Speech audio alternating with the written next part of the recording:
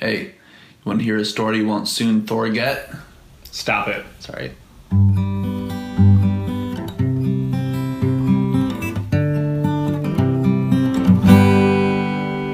Welcome to the weekend end. So with the recent release of Thor Ragnarok, we've been wanting to go back and look at some of the classic Thor stories. And I'm not talking in Marvel. I'm talking way before comic books. True Norse myths. That's right. So today we're going to get down to a couple of our favorites.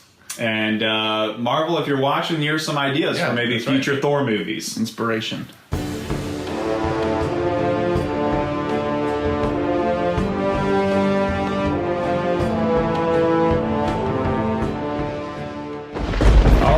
First story is called Say Yes to the Dress. That's right. It starts, one morning Thor awoke to find his hamel Mjolnir missing. This was no small matter, because without the god's best weapon, Asgard was left vulnerable to the attacks of the giants. Uh-oh. In a rage, he searched everywhere for his most prized possession, but it was nowhere to be found. Mm-hmm. The goddess Freya owned falcon feathers, with which one could change one's shape into the shape of a falcon. Okay. She lent these to Thor and Loki so that the hammer could be located. Okay. Loki, who knew how to shift his shape, donned the feathers and flew off in search of the treasure. He quickly surmised that it was probably been stolen by the giants, so he rode the winds to their homelands, Jotunheim. Upon his arrival, he changed back into his god form and approached the chief of the giants, Thrym. When questioned regarding the hammer, Thrym answered that he had indeed taken it, and that it was buried 8 miles below the ground. Wow. And, added the lonely, ugly giant, he had no intention of giving it back until Freya was made to be his bride. Well, Loki flew back to Asgard and told this news to his fellow gods, who were alarmed and furious, especially Freya. As they sat in council, Heimdall put forth the following solution: that Thor go to Jotunheim disguised as Freya and thereby win back his hammer and take vengeance on its thieves. Thor protested, saying that this was a dishonorable and unmanly thing to do, and that all of the inhabitants of Asgard would mock him for it for the rest of his days. Rightfully so. But Loki pointed out, however, that if he didn't consent to Heimdall's plan, Asgard would be ruled by the giants. So the gods obtained Thor's acquiescence, or permission. No detail was spared in the assemblage of Thor's bridal dress. After the humiliated god had donned the costume, Loki offered to go with him as his maidservant. Of course. The pair climbed into Thor's goat-drawn chariot and made their way to Jotunheim. When they arrived, they were welcomed by Thrym, who boasted that the gods had at last brought him the prize he was due. At dinner, Thor and Loki found themselves in trouble.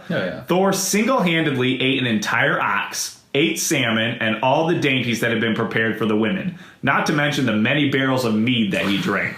Control yourself. This made Thrym suspicious, and he declared that he had never in his whole life seen a woman with such an appetite. Loki quickly devised a response. The fair goddess has been so lovesick for you, he claimed, that she hasn't been able to eat for a week. Thrym accepted this answer and was overcome by a desire to kiss his bride. Ugh. When he peeled back the veil, Thor's eyes glared at him so intently that they seemed to burn holes right through him. He exclaimed, "Never have I seen a maiden with such frightfully piercing eyes." Loki, the master of deceit, explained to the god that while Freya had been unable to eat, she had also been unable to sleep. So fierce was her longing for him. The ceremony soon followed. As was customary, Thrym called for the hammer to hollow their union. When Mjolnir was laid in Thor's lap, he grabbed its handle and slew first Thrym, then all the guests, before contentedly returning to Asgard and changing back into his preferred clothes. As fast as possible. So if you want to see Chris Hemsworth in a dress, you got it, Marvel. My only question with this is, were they able to move Mjolnir? I guess maybe in the myths they're not there. It's not like a you have to be worthy thing. Yeah, maybe that's something Marvel added. I don't know. Let us know if you know in the comments down below. I'll have to look it up. All right, next story up on our list is called Gone Fishing. Right? Yep, you got it.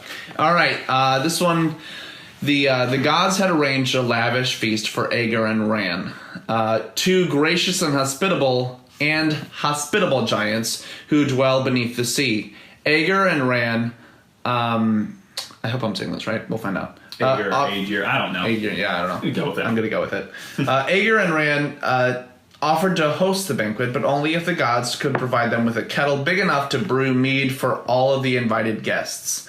The gods knew that of all the beings in the 9 worlds, only the great Hymir possessed a cauldron large enough for this purpose. Thor, the brawniest and bravest of the gods, as well as the one most accustomed to dealing with the giants, not all of whom are as friendly as to the gods as are Aegir and Ran, volunteered to obtain this cauldron from Hymir.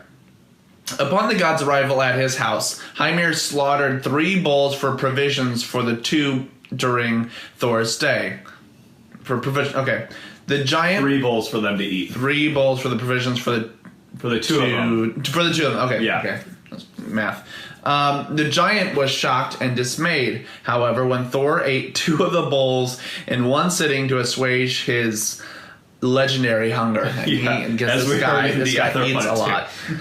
Because of this, the angry giant declared they would need to go fishing in the mountain for the next day's food. In the morning, Hymir sent Thor to procure bait for their hooks. Thor went to Hymir's pastures and slaughtered the biggest of the giant's remaining bulls. It's a jerk move. Intending to use the head as bait. Hymir was now more irritated than ever at the rash youngster, and hoped his strength and daring would be of help on their fishing trip. The 2 got into the boat, with Thor in the stern. The god rowed them out to Hymir's usual fishing grounds, where the giant, to his delight, caught 2 whales. But then Thor began to row the boat farther out from land. His companion grew fearful and demanded that they row back at once because, he reminded Thor, Jormungandlurk. It's a word. Jormungand lurks Jormungand lurks below these giant waves. Thor, the age-old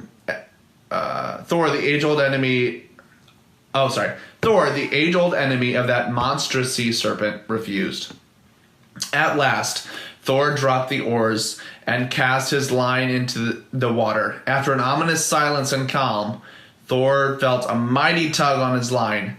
As he reeled it in, a violent rumbling shook the boat and whipped the waves. The giant grew pale with terror, but Thor persisted.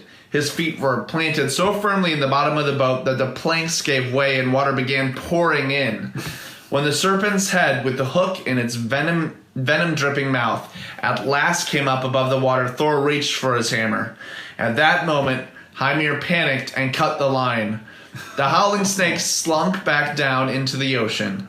Thor, enraged at having missed this opportunity to end his greatest foe, heaved Hymir overboard. Thor, with the 2 whales slung over his shoulders, waded back to land. Picked up Hymir's... That's what it says. I guess you didn't have a boat. Yeah. Picked up Hymir's cauldron and returned home to Asgard. Did he take the whales with him? Or? He probably ate them. He probably ate them as he was... Oh my gosh. Stories. So like... That fishing line has to be really good. If you can pull up a snake that wraps all the way around the world and has its tail in its mouth. And also the boat, like, if you're pulling up something that big, I feel like the boat would just sink. Right. You know, like, you just pull yourself down to it. Like, you're not pulling it up to you. But, that's pretty fantastic. I like it. You know, I think I'd enjoy fishing more if you, like, pull the fish out, grab a hammer, and hit it. Yeah, I would. That would make things a little bit more interesting. Sports, yeah. Yeah. Well, we got one more short story for you here. This one is called I See You. This one is... I as in I. Yeah, I as in I. This one is about Odin, so we learn a little bit about him. So, Odin's kind of an interesting character. His quest for wisdom was never ending, and he's willing to pay any price for the understanding of life's mysteries. He craves this more than anything else. So on one occasion, he hanged himself. One occasion, he wounded himself with his spear. Another occasion, he fasted from food and drink for 9 days and nights in order to discover the runes, which are like special magical runes on a spear that made it more powerful. Okay. On another occasion, he ventures to Mimir's well, which is surely none other than the well of Urd, amongst the roots of the world tree Yggdrasil. there dwelt Mimir, a shadowy being whose knowledge of all things was practically unparalleled among the inhabitants of the cosmos. He achieved this status largely by taking his water from the well, whose waters impart this cosmic knowledge. So when Odin arrived, he asked Mimir for a drink from the water. The well's guardian, knowing the value of such a draught of water, refused unless the seeker offered an eye in return. Odin, whether straight away or after anguished deliberation, we don't really know, gouged out one of his eyes and dropped it into the well. Having made the necessary sacrifice, Mimir dipped his horn into the well and offered the now one-eyed god a drink. So I always thought that like Thor or Odin lost his eye in like battle or something like that, but no, he just like took it out himself so he could get more wise, you know? Which was interesting. I didn't know that. I don't know. So that's something you can explore more in the backstory. But these are some of our favorite stories about Thor and Odin and Loki. But if you have some of your own, go ahead. Feel free to share those in the comments below or share links or whatever. Yeah. Be sure to like and subscribe to our channel. And we will see you next Monday morning.